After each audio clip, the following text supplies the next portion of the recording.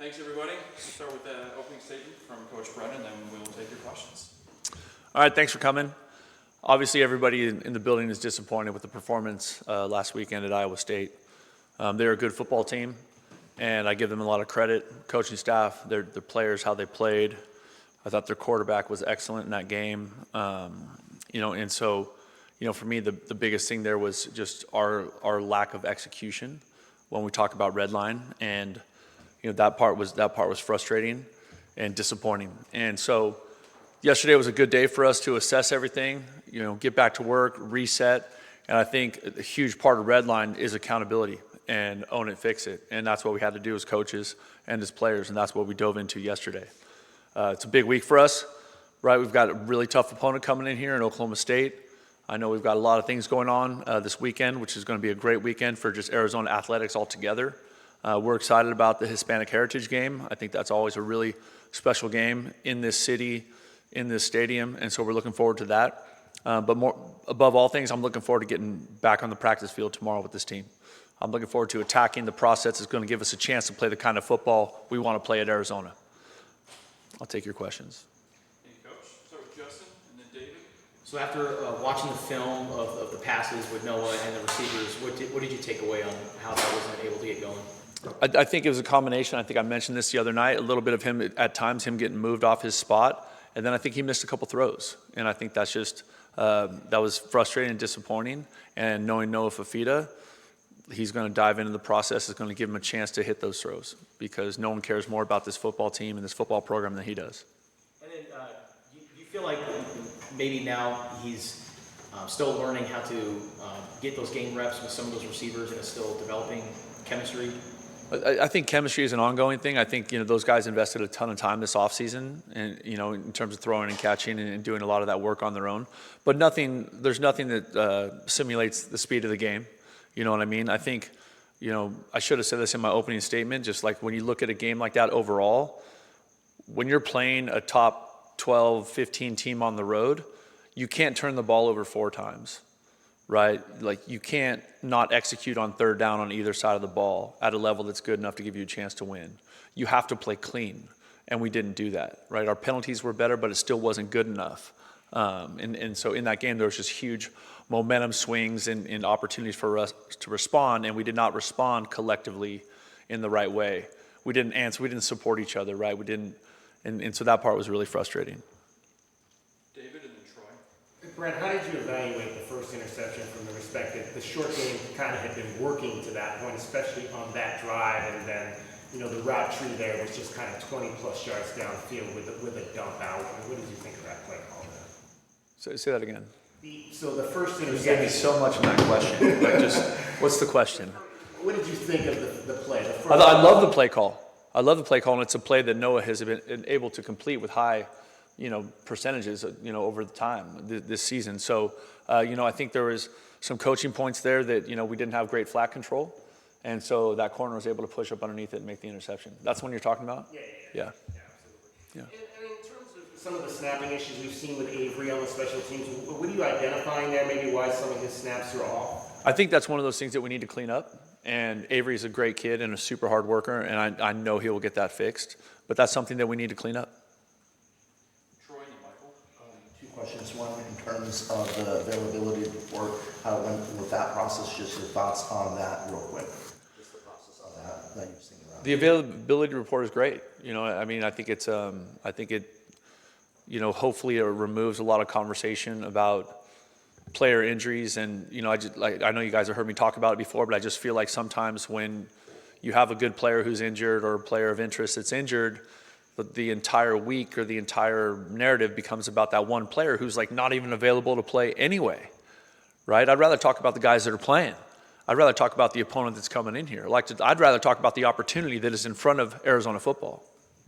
And then for Noah Fafita, you were talking about the accuracy stuff. Do you see anything in terms of, in footwork, stuff like that, just mechanical stuff? Yeah, I think he's moving around a little bit too much back there, and I think he would tell you the same thing. And I think that's one of those things that him and Coach Daggy will get cleaned up, starting tomorrow. Michael and John. In your opinion, after watching the film, could Dalton Johnson have done anything differently on that play where he got into the return? No. Do you think that it should have been a penalty because? I know you know I can't answer that. So thank you for the question. And then another one, the offensive line, I thought probably played the Real best positive. game. There's some good stuff up front there. There's some good stuff in this game up front. Our O-line, right? No false starts, right? We were disciplined in a hard place to play. I was excited about that. I thought that was a positive. I thought that did show some good red line. I thought our effort was good in the O and D line. You know, when they run the ball 47 times and average 2.4 a carry, like that's a hell of a day against a good football team on the road. You know, it's the other stuff that I mentioned. It's the turnovers. It's the big plays. It's the like us not responding to those momentum swings where we had to answer and we didn't. And that's what we're all going crazy. We're all so pissed off about. Jenna and then Brian. Two questions. Before the season, you spoke about how devastating losses were last year, and even with wins that the team just couldn't really bounce back and it kind of snowballed. Did you notice a difference in how the locker room felt after this loss? That's a good question. Absolutely. Absolutely. I think that's one of those things that I think, you know, I've said ad nauseum in here that like, I'm not looking backwards. I'm thinking about this football team this year at the University of Arizona. And so are the players. That's where they're at. This is a much different team, right? 62 new players. You know, so I think I'm excited to see how we respond for practice tomorrow. That's what I want to see. That's what I want to see. And what stands out to you about Oklahoma State just early? A couple things. You know, I think their quarterback's a dual threat guy, and he can be a problem with his arm and his legs. They've got a really, you know, really good group of receivers, and they've done a good job of putting together, you know, guys that are explosive, and then also some big body guys.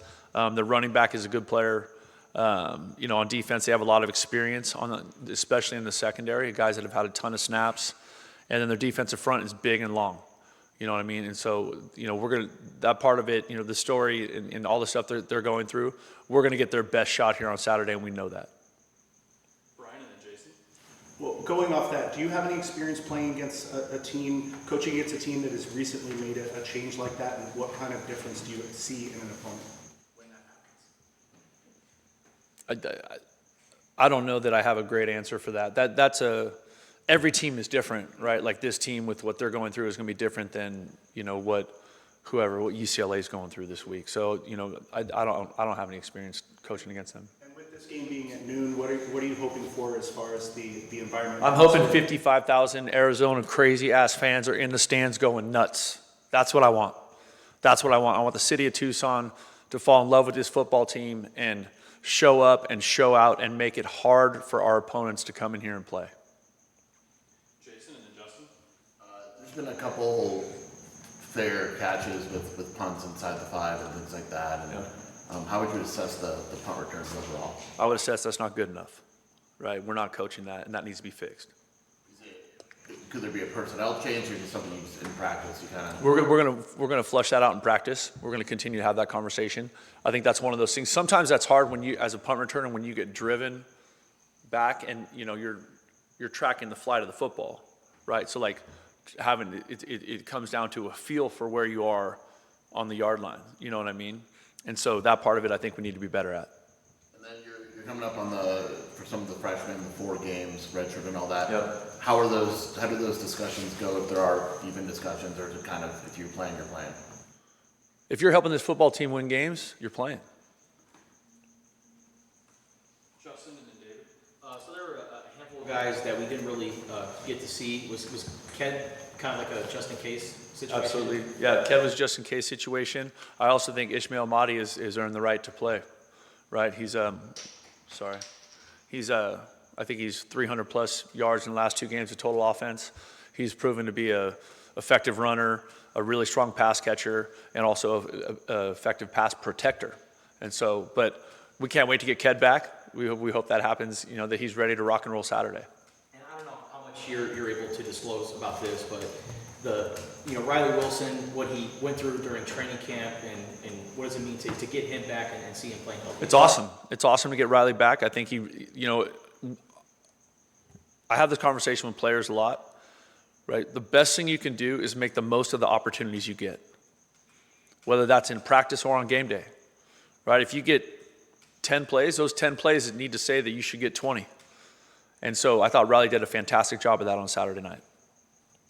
David and then Damien. Just kind of follow Brent on the question about the punt return. I mean, there was the one where Jeremiah couldn't catch it because there was some traffic there with the Right. on. And obviously probably the right decision, you want to be safe there, but is there a technique for that blocker to maybe not be in the catch zone to give your return? Yes, that engagement needs to happen 15 yards earlier in the field, and Luke was in a great position to do that, and he is a super try-hard kid, Luke Wysong, a tough kid, and he'll get that fixed. Damien and then Michael. Trey Stooks, your thoughts on his play just Saturday? I thought he played great, and we're so happy to have him back. He's a leader. He's an excellent player. He's played a ton of football, so his experience and his leadership are going to be critical for this football team as we continue to play. Michael and then Troy. I've got the sense you're watching that game on Saturday that, Iowa State had kind of been there and done that, and maybe you guys quite hadn't been in that position. Is there a process in terms of learning how to win in those types of environments, and maybe some lessons you can learn from this for the next time that you go on the road? Yeah, I mean, there's absolutely lessons that you can learn. I think the simplest thing that you can learn from that is when you play one of the top teams in your conference at their place, you cannot turn the ball over 4 times. You can't do that. Just start with that. Just start with that. It's the simplest one to point to, right? But then the other things that are big is third down on both sides of the ball was not good enough, right? We're not nearly good enough. And then also the big plays. Our lack of explosives on offense, and then their explosive on defense. And when I look at that, the big plays that they made, right? The trick play, great execution, great call. Tip my hat. You know what I mean? The throws that Rocco made outside down the field were big time, fantastic football throws. And we're right there. Like, we'll finish those plays, right? We just missed them that night. You know what I mean? But those balls dropped in the absolute perfect place, and we just didn't finish them. The defensive back position, but we will. Also had a couple slants that they broke for big yardage with Right. a lot of yak. And you guys didn't have much in the way of yak in that game. Is that because of the way their defense was playing, their tackling? What did you see in that? I think both. I think they play with a lot of defensive backs. They do a good job of keeping a roof on things.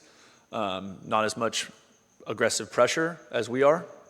So different. So anytime you add somebody to the front, right? If that ball gets out, there's less people in the back to tackle, right? And so, and I think, you look at the play I think that you're talking about coming right out of halftime, right?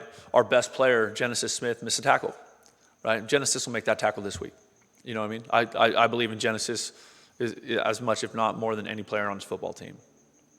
Troy and then Justin. You guys made the switch to Isaac Loveson for the game. Just your thoughts on his performance? Isaac did great. I think that's where we need to be. We need to be, over 40 yards.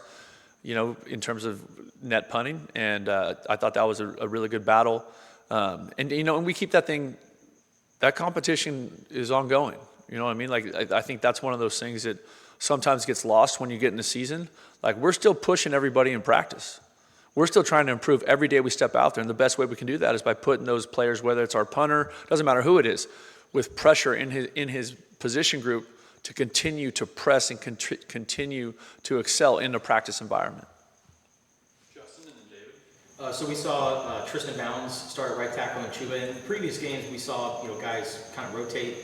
What did they show you to give them kind of that starting spot all the way through the game? Well, I think they were playing, just the flow of the game. That part of it was, I thought they were doing a really good job. I saw Tristan play with, the most physicality he's played with all year, and I was excited about that.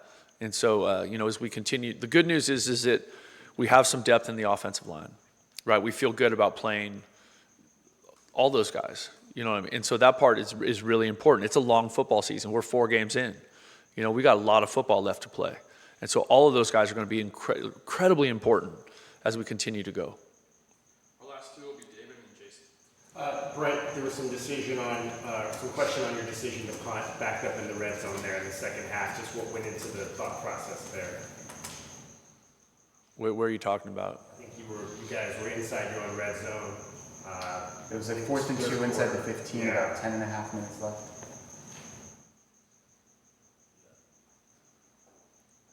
Okay, wait, say that again. It was a 4th and 2. We were where? You were inside your own 15, backed up against your end zone. Okay. And you guys. And you want us to go for that? Well, no. But there was a question about the decision to punt there. Oh, Because you're down in the game and you might have an opportunity. I thought Iowa State was incredibly efficient in the red zone, especially in the low red, and I was not going to give them a free opportunity there. Like I was going to make them work for it. And how do you prepare for a two-point conversion maybe that you have not seen defensively like the one they ran in the first touchdown? We have to be better at that. Plain and simple. That is not okay. Like, and we know that, and Coach Gonzalez knows that, and we will get that fixed. Because that's not a lineup 2-point play. I mean, it ended up scoring 2, but how they aligned it, and we'll be better. So that's more of a defense versus Yes. special team? Yes. Finish up with Jason. As someone that's coached quite a few wide receivers, how do you deal with drops overall, especially when it starts to become a little bit of a pattern? I think it's really simple. I think the old school way when I was playing, or I see Ricky in here when Ricky was playing, the coach would just yell at you and say, "Catch the effing ball." That was the coaching point. You know what I mean? It's like the worst coaching point of all time. You know what I mean? So for me, just having played the position, I'm more of trying to talk to the player. Where'd you miss it? Like what in your technique were your hands behind your eyes? Were your eyes late to it? Did you pick it up late? Did it hit the lights? Did you not fight it through the lights? Did the sun hit it? Like just trying to help them be better about like technically the catch, right? Because everything with that is, and I've been a really aggressive in going to increase, so just in eyes to tuck, like eyes to securing the ball. So catching that ball and then seeing yourself lock it away is the lightning rod moment in all of college football for me right now, because it cost Florida State a game. If you watch that game the other night, right? Just like it's a fundamental thing, and so many of our young people spend so much time watching the NFL, and all those guys do all kinds of this crazy stuff with the football, and those guys can do that crazy stuff with the football when they get to the NFL, but not when they're playing for the University of Arizona. That ball, we're supposed to take that ball out of the air and get it on our body right now. Just like Spivey did on the touchdown, where he's going to get smashed, right? But the reason he was able to possess the football is because he plucked it out of the air, snatched it to his body where he's strong and powerful. So, All right, thank you, everybody. bear down.